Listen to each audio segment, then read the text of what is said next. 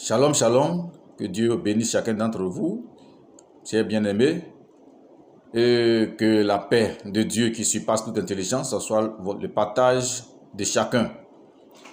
J'aimerais que nous parlions aujourd'hui des décisions que nous prenons par rapport à la réalisation d'un projet quelconque. Et donc, que ce soit un projet de fiançailles, de mariage, projet à titre lucratif, etc. Pour être sûr que Dieu est dans notre projet ou notre décision, ou que c'est vraiment dans la volonté de Dieu que nous nous trouvons, nous allons voir 7 points. Ces 7 points ne sont pas exhaustifs, mais elles sont vraiment très importantes.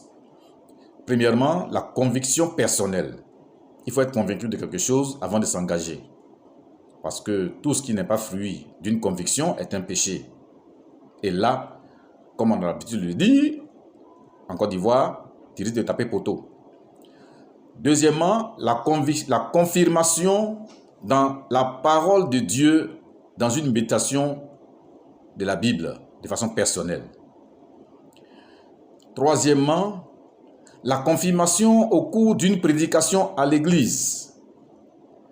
Quatrièmement, la confirmation dans une prophétie à l'église.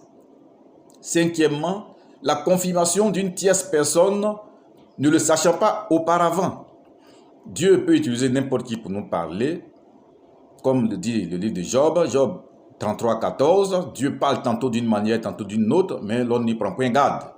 Mais je préférerais pour ma part que chacun puisse vraiment savoir qu'il faudrait que cette personne quand même soit digne de foi. Sixièmement, la joie intérieure. Et septièmement, la paix intérieure, quels que soient les vents et marées. Et là, je vous le dis en toute sincérité, cette décision-là va aboutir. Elle va aboutir, quels que soient les vents et marées. Que Dieu soit béni.